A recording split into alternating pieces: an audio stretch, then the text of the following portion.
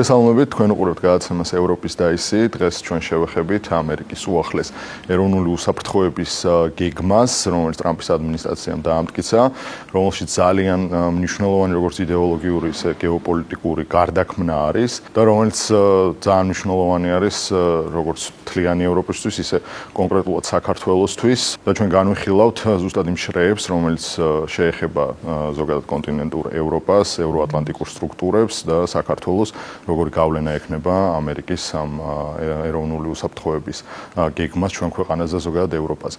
პირველ რიგში ალბათ მნიშვნელოვანი არის დავიწყოთ იმ საკითხით, რომ აქ არის ძალიან მკაფიო ევროპის და ევროკავშირის ქვეყნების და როგორც ზოგადად ამ სტრუქტურის კრიტიკა და ხაზგასმით აღნიშნული, რომ ნატოს გაფართოებას ამერიკა შეუშლის ხელს, იქნება ამისი წინააღმდეგი და პირიქით წაახალისებს ყველა იმ ევროპულ ქვეყანას, ვინც არსებული ევროპული კურსის და ამ შემთხვევაში იმ საიმიგრაციო პოლიტიკის, იმ ევროპის თვითდესტრუქციის და ეს ცივილიზაციურ განადგურება არის ტერმინი გამოყენებული ამერიკის ადმინისტრაციის მიერ, ამას შეეწინააღმდეგება და ყველა იმ არალიბერალურ პოლიტიკურ ძალას გააძლიერებს, რომელიც თავის ქვეყანაში ეცდება, რომ არსებული დღის წესრიგი შეცვალოს.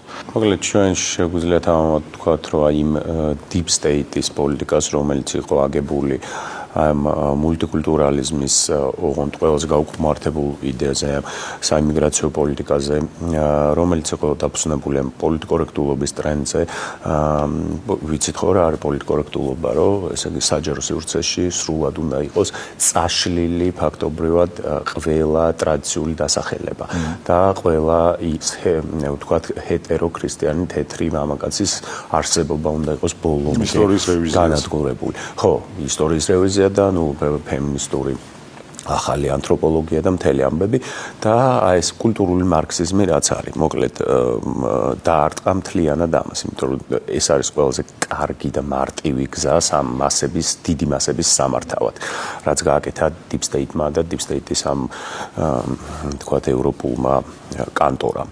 მაგრამ მე მინდა რომ საკითხი კიდევ უფრო გავამარტივოთ და მაყურებელს ვესაუბროთ ძალიან მარტივ პრიმიტიულ კატეგორიებში რა, ამერიკა რას აკეთებს ეხლა და რა გეოსტრატეგიული ინტერესი აქვს ამ ყველაფერს. მე სხვა შორის სანამ გავშლით ამ თემას წმინდა ვთქვათ უსაფრთხოების თვალსაზრისით და ეს გეოპოლიტიკური რა გარდატეხები მოხდება, გითხრა და მაყურებელსაც უთხრა, რომ ეს რატომღაც არ მგონია, რომ ტრამპის შემდეგ თუ რაღაცა დემოკრატებიც მოვიდნენ, რამე ფუნდამენტური შეიცვალოს რა, იმიტომ რომ იცი რა არის პერსონალიები, ესე მით უმეტეს ერთი ექსცენტრიკული ადამიანი რაღაც ამხელა დიდ რაღაცას ვერ შეცვლის. სხვა და სხვა საკითხებმა პირველ რიგში ჩინეთის გაძლიერებამ და ვიცით რომ აი ახალ ჰაი-ტეკ მიმართულებებში ყველაზე იშვიათი მინერალები რაც არის მან ჩინეთს და რუსეთს აღმოაჩნდა ყველაზე მეტი რესურსი, განსაკუთრებით ჩინეთს და ბრაზილიას და შემდეგ რუსეთს და ამერიკა აქ არის ინდოეთის არ უნდა და უკანა ადგილზე, პლუს ჩინეთი ახდენს ვთქვათ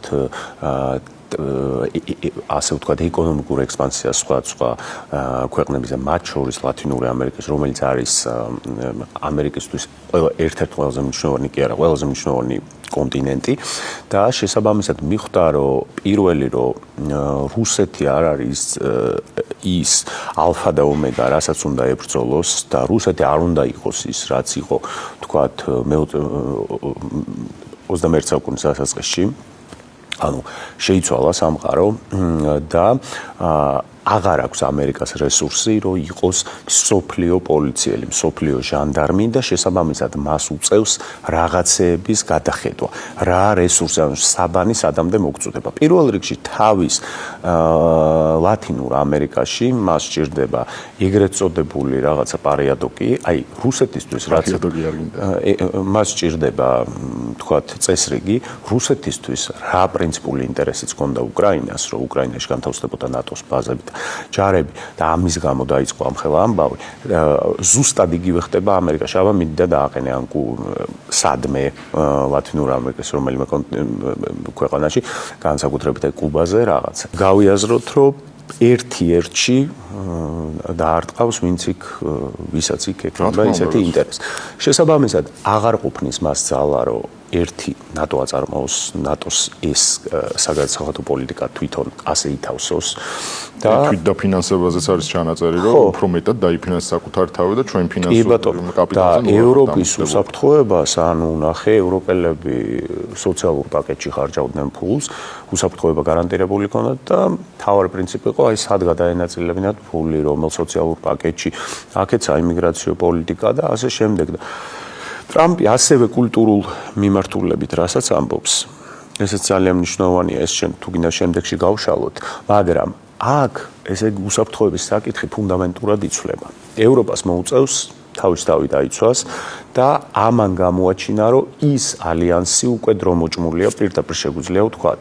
ევროკავშირი ეკონომიკური გაერთიანება, მაგრამ ნატო წესით და რიგით რაღაც მხრივ მოლოდინი ხალხს ჰქონდა, რომ უკრაინას რაღაც მხრივ უნდა დახმარებოდა და უკრაინის კრიზისმა გამოაჩინა, რომ ნატოც უკვე ესეთი რეტროგრადული ძველი პოლიტიკის ნაწილი. აი დაუშვათ მორჩაომი და რუსეთი გადავიდა ბალტიისპირეთზე, ან რაღაცაზე ნატო იმუშავებს მან მე ეჭვმეპარება. შესაბამისად, რაღაცა ძალიან დიდი და ახალი პოლიტიკის დასაწყისის მომსწრეები ვართ. აქაც ნახულობ ჩვენი ლიბერალები რამდენად არასწორები იყვნენ და ფსონი რაზე უნდა დაეთოთ და რას გვირჩევდნენ. უსაფრთხოების ნაწილში ზუსტად რუსეთის მისამართით რა ჩანაწერიც არის გაკეთებული განსხვავებით მაგალითად ბაიდენის ადმინისტრაციისგან, რომელიც პირდაპირ იმართებოდა Deep State-ის მიერ და წარმოადგენდა Deep State-ს, წერია, რომ რუსეთთან არის საჭირო დასტაბილურება ურთიერთობის და ის რომ ეს ომი, რაც არის რუსეთსა და უკრაინას შორის, არის კონფლიქტი, რომელიც საჭიროებს მალე გაჩერებას და აქ იწურება რუსეთისადმი რაიმე ტიპის ყურადსაღები კომენტარი, ნატოზე აღნიშნეთ უკვე რა ტიპის ჩანაწერი არის გაკეთებული. ამასთან საუბარი მიდის იმაზე, რომ ევროპა თავისი ეკონომიკური განვითარების ტემპით უკვე თვითგანადგურების რეჟიმშია. სწორედ რომ ამერიკიდან მართული იმ კონკრეტული ადმინისტრაციების შედეგია, რომელიც Deep State-ის ყურმოჭრილი მსახური იყო. ამიტომ ცოტა მანდაც რო თვითკრიტიკა ყოფილიყო, ალბათ უფრო საინტერესო განსახილველი იქნებოდა ეს ახალი დოქტრინა, მაგრამ მან თავარი რა არის, რაც ჩვენზე ახდენს ძალიან დიდ გავლენას, ეს არის პირველ რიგში, რა თქმა უნდა, ეს საკითხი, რომ ნატოს გაფართოება უნდა შეწყდეს და მეორე, ის რომ ევროკავშირის ქვეყნების მისამართით ამერიკა თვლის, რომ ევროპა არის განადგურების ზღვარზე, რომ მათ საჭიროა შეცვალონ თავიანთი ეკონომიკური პოლიტიკა, რომ საჭიროა შეცვალონ საიმიგრაციო პოლიტიკა, რადგან 10 თუ 15 წელი არის ნათქვამი, რომ სრულად არაბული გახდება ევროპის კონტინენტი და ყველა თავის იდენტობას და სუვერენობას დაკარგავს. და მზად არიან ისინი, რომ ისეთი ქვეყნები გააძლიერონ, ისეთი პოლიტიკური ჯგუფები გააძლიერონ, რომელიც ამის დასაცავად იბრძოლებს თავიანთ ქვეყნებში. აქ ერთ-ერთი ვემთხვევით საქართველოს და ქართული ოცნების პოლიტიკა, იმიტომ რომ თუ მაგალითად ყველა ევროპული ქვეყნის, ყველა არა უმეტესობა იქ არის უნგრეთი, იქ ჩეხეთი, სადაც მობრუნება ხდება, იქ პოლონეთი, რომელიც ასთვის სუვერენულ პოლიტიკას აწარმოებს, ამ უსაფრთხოების დოკუმენტს რო უყურებ, ხვდები, რომ თითქმის ყველაფერი ევროპასთან მიმართებით არის სრულ თანხმედრაში ქართული ოცნების გაცხადებულ პოლიტიკასთან. იქნება ეს საიმიგრაციო საკითხები, იქნება ეს კულტურული საკითხები, ევროკავშირისადმი და ევრობიუროკრატიისადმი ის პრეტენზიები, რომელიც ჩვენ გაგვაჩნია იმდენად უსამართლოდ გვეპყრობიან ამდენი ხნის მანძილზე, ანუ ეს არის რაღაცა წესით შენ იდეალური მოკავშირის და პარტნიორის სტრატეგია, რომლის ანაზიერ შენ იყავი ბევრად უფრო ადრე, ვიდრე ამას გააცხადებდა ტრამპის ადმინისტრაცია. ამიტომ არის ხოლმე ალბათ ის გაკვირვებაც, რომ ამდენი ხნის მანძილზე, თუნდაც აქ კონკრეტულ ჩანაწერში საქართველოს არ არის მოხსენიებული, განსხვავებით ბაიდენის ადმინისტრაციის სტრატეგიისგან, თუმცა იქაც როგორ იყო ხო მოხსენიებული, რომ კი ჩვენ წინა ადმინისტრაციამ მოლდოვასთან უკრაინასთან გვახსენა მოიხსენა, იქ რუსეთი იყო უფრო მეტად გაკრიტიკებული ვიდრე ყველაფერი სხვა, იქ საუბარი იყო უსაფრთხოების ისეთ ნორმებზე, რომელიც წესით უნდა ყოფილიყო რაიმეს გარანტორი და მოხდა საპირისპირო ბაიდენის ადმინისტრაციის უსაფრთხოების გეგმის დროს რეგიონში მოხდა ყველაზე მეტი ომი. შესაბამისად, მაგრამ ნახე, რაც შეეხება კულტურულ პოლიტიკას, რომელზეც ტრამპმა ისაუბრა და რომელზეც ჩვენ ვლაპარაკობთ ზუსტად ერთ-ერთ შემთხვევა, ანუ ჩვენ რა პრეტენზიების გაგვაჩნია ევროპასთან მიმართებაში. რომ ეს არის ანთროპოლოგიურად ქრისტიანული ცივილიზაცია, რომელიც რა თქმა უნდა თავის პოლიტიკიდან გამომდინარე წარმოუდგენელია რომ ვერ იყოს მიმღებლური თქვა სხვა კულტურების მიმართ, იმიტომ რომ ყოფილი კოლონიები ქონდა და დაიპყრო და პირდაპირ ვთქვათ, ძარცვა მთელი მსოფლიო და შემდეგ ამ დოლარს გადანაწილებას უდგებოდა შიდა პოლიტიკის მიმართულებით და რა თქმა უნდა, მაგრამ აი ეს ლიბერალური დღის წესრიგი და კულტურული მარქსიზმი, რომელიც აღარ ნიშნავს არც ემიგრაციას, არც ინტეგრაციას, ეს იყო პირდაპირ ინტერვენცია. ანუ, როდესაც შენ მოდიხარ უცხო კულტურა და გინდა ჩემი კულტურის განადგურება, ანუ, ნახე, შენ აღარ ხარ სტუმარი. შენ თანაცხოვრებაც არ გინდა. ხო, შენ თანაცხოვრება კი არ გინდა, ანუ თუ გინდა ესე იგი შენ გინდა ამ კულტურის მოსვლა და შენი კულტურის შემოტანა, ეს არის ჩვეულებრივი ინტერვენცია და ანექსია. და ეს ამას კავშირი არ აქვს ინტეგრაციის პოლიტიკასთან. ამას ემიგრაციის ხაზით რეალურად ახალი ტიპის კოლონიზაცია მოხდა და განხორციელდა, იმიტომ რომ იმის გარეშე, იარაღის გარეშე და ომის გარეშე შეედინა ის კულტურები ევროპულ სხვადასხვა ქვეყნებში, რომლებიც საბოლოოდ მართლა ასიმილაციას იწვევენ იქ არსებულ. მაგრამ მოდი კიდე სხვანაირად რო ვილაპარაკოთ. შეხედე ერთი მხრივ deep state-ის პოლიტიკას აკრიტიკებს ევროკავშირში, რომელიც იმ პერიოდის ამერიკის ადმინისტრაციამ შექმნა.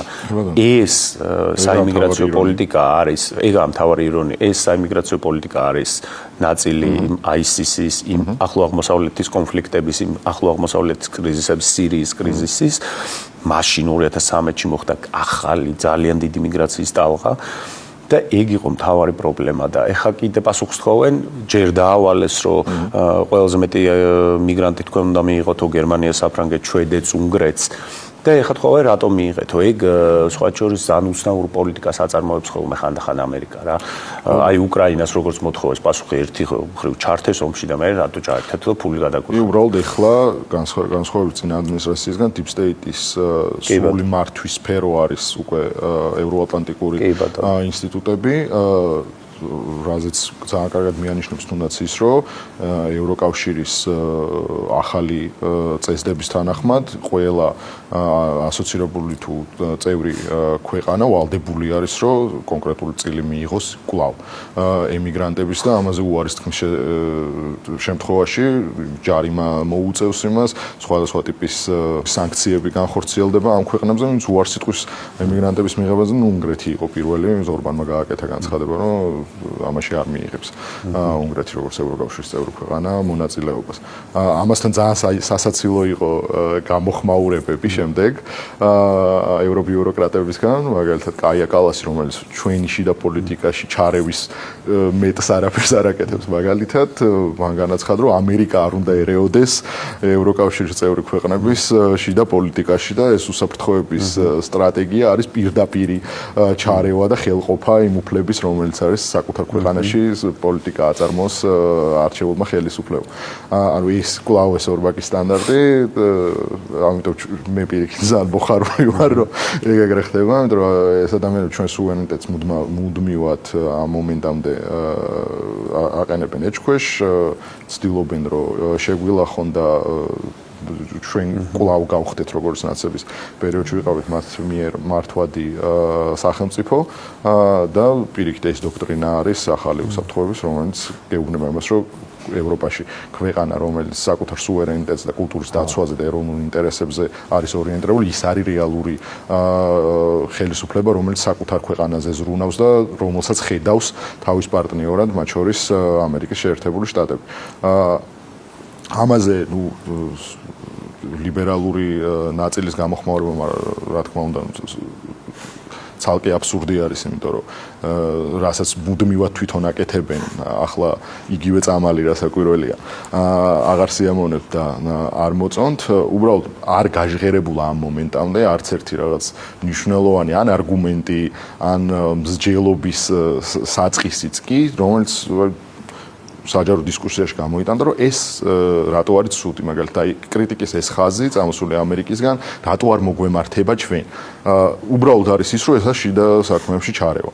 მაგრამ როდესაც სახეზე გაქვს იმ საემიგრაციო პოლიტიკიდან გამოწვეული მართლა შენი კულტურული დეკადანსი, როდესაც სახეზე არის შენი ეკონომიკური კოლაფსი, რომელზეც მიგითითებს ამერიკა, როდესაც შენი თავდაცვის უნარიანობა არის ასეთი დაბალი, რომელზეც აგრეთვე მიგითითებს ამერიკა. უნარიანობა ასეთი დაბალი შეგვიძლია ეგეც გავშალოთ, ანუ რატოა ესეთი დაბალი რა.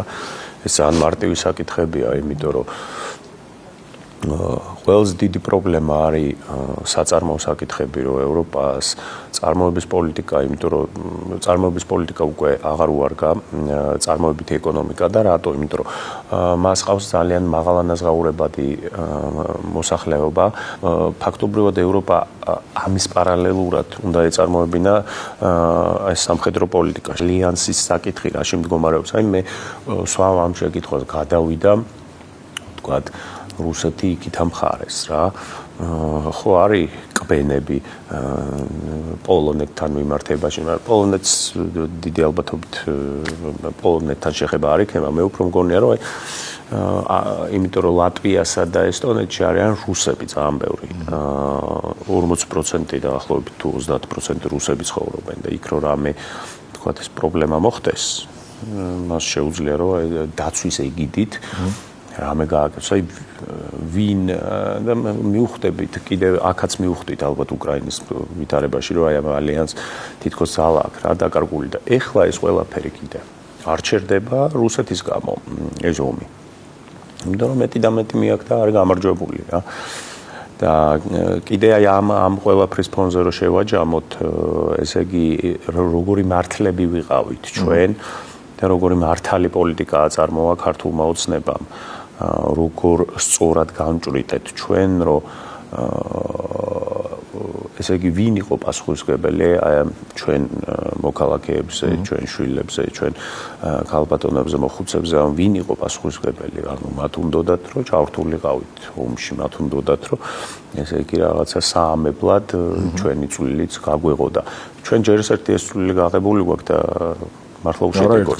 ხო, და უშედეგოთ და სულ ამბობდით, რომ ჩვენ გვილაპარაკეთ, რომ მანდ ჩვენ შევალთ, ისინი დაიშლებიან ის სტრუქტურები, რომელზეც ეგეთი ოცნება გქონდა და ამას დამატებული რისთვის უნდა შევსულიყავით, რომ ეხა უკრაინამ რა მიიღო? აი პატარა როგორ მარტივი მაგალითები რომ მოვუყვანთ, პატარა თავზე ხელსაც აღარ უსვევ, რომ აი კაიქენი რა, საღოლ ჯიგარი ხარ.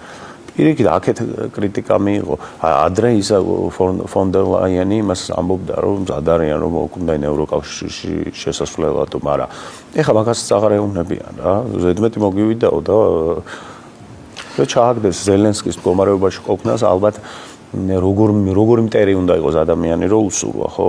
ზელენსკის მდგომარეობაში ყოფნა, ანუ ომს ვერ აჩერებს, იმიტომ რომ შიგნით ეს ნაციონალისტები და ნაციონალისტები, რომლებიც დარჩებიან იარაღით, ამხელა 9 მილიონიან იმას რა ქვია, იარაღიან ადამიანს, ანუ ხვდები იქ ომის შემდეგ ვაფშე რა მოხდება და რა კრიზისი იქნება.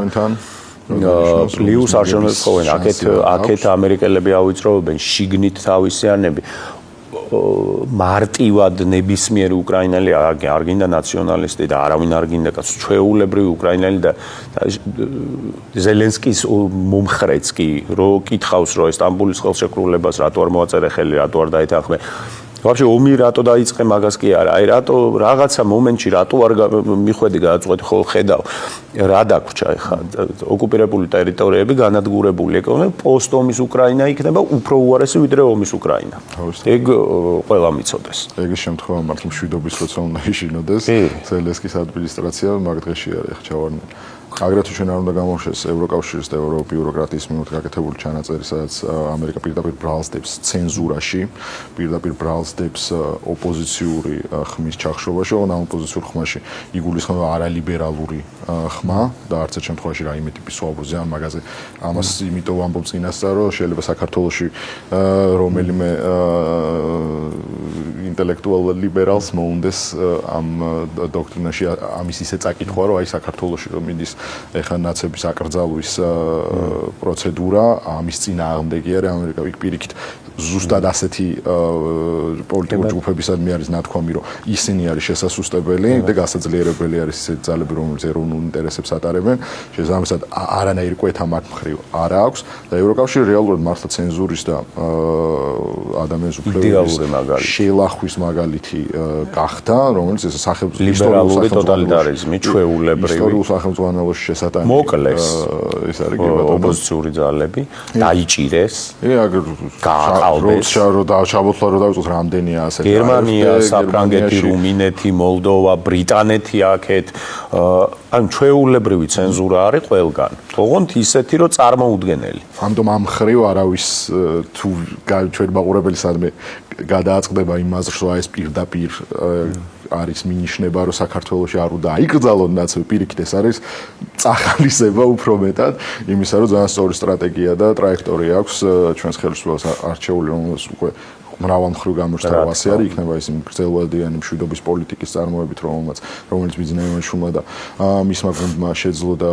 ესე წარმატებით განახორციელა, ის ეკონომიკური პოლიტიკა, რომელიც იმ შედეგებს გვიდებს, რომელიც მხოლოდ და მხოლოდ საერთაშორისო დათვლითაც კი მზრდადი არის და აგერ განსხვავებით ევროკავშირის და იმის ქვეყნებისგან, რომელსაც ცივილიზაციურ წაშლა civilizational erasure ჩაუწერეს ამერიკის ეროვნული უსაფრთხოების გეგმაში, მათგან განსხვავებით ჩვენ გვაქვს ეს ზრდადი ტემპი, მიუხედავად იმისა, რომ კიდევ ერთხელ ჩვენს რეგიონში მიმდინარე და არაერთი ამ მომენტში გაჩერებული, მაგრამ გაყინული საომარი კონფლიქტი მიმდინარეობს და ჩვენ ამ მუდმივად წნეხის ქვეშ ვართ, რომელიც ევროპის ბიუროკრატიის მხრიდან მოდის, რაც რასაკვირველია იმ განვითარების ტემპს ანელებს, რომელიც გვაქვს და შეიძლება რომ ბევრად უფრო წინ ყოფილიყავით ჩვენ, რო არ ყოფილიყო ის დაფინანსებული რევოლუციები, ის ყოველად უსაფუძვლო და უაზრო რაღაც ფსევდოსოციალური მოძრაობები, იმიტომ რომ ეს ადამიანები არ გამოხატავდნენ საქართველოს ხალხს, არამედ გამოხატავდნენ კონკრეტული დაფინანსებული NGO-ების და მათი დამფინანსებლების ინტერესებს. ეს რო არა, ჩვენ რასაკვირველია კიდევ უფრო მეტად ვიქნებოდით განვითარების გზაზე შემდგარები და ზუსტად ამის წინაპირობა არის, რომ ის პოლიტიკური ერთეული, რომელიც ამ ყველაფრის მედროშე არის, აიგრძალოს სულ იმას თავი დავანებოთ მათ 9 წლიან მმართველობის გამო, რომ ეს არის სამართლიანობის პირდაპირი წინაპირობა ამ ქვეყანაში, რომ განხორციელდეს. ჩვენ საბოლოო ჯამში მივიღეთ წესრიგი, სადაც ამერიკა ამთავრებს მსოფლიო ჟანდარმის პოზიციას, მსოფლიო პოლიციელის პოზიციას და ძალები იქნება გადანაწილებული, იქნება მრავალპოლუსიანი სამყარო და ეს მხოლოდ და მხოლოდ კარგს მოუტანს ჩემი აზრით დედამიწას. და ლიბერალური უკვე დიქტატურა, იმიტომ რომ ეს აღარ არის ან იდეოლოგიური უპირატესობა, რაღაც კულტურული განმასხვავებელი ერთეული, პირდაპირ მნიშვნელობით დიქტატურაში არის მსოფლიოში ლიბერალიზმი გადასული.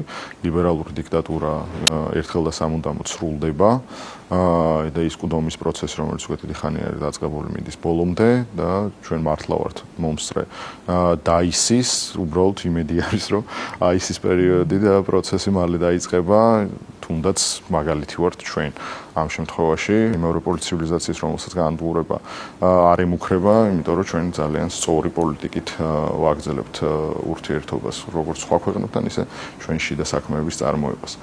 მადლობა ყურადღებისთვის, დღეისათვის სულ ესეო. კარგად გრძანდებოდეთ.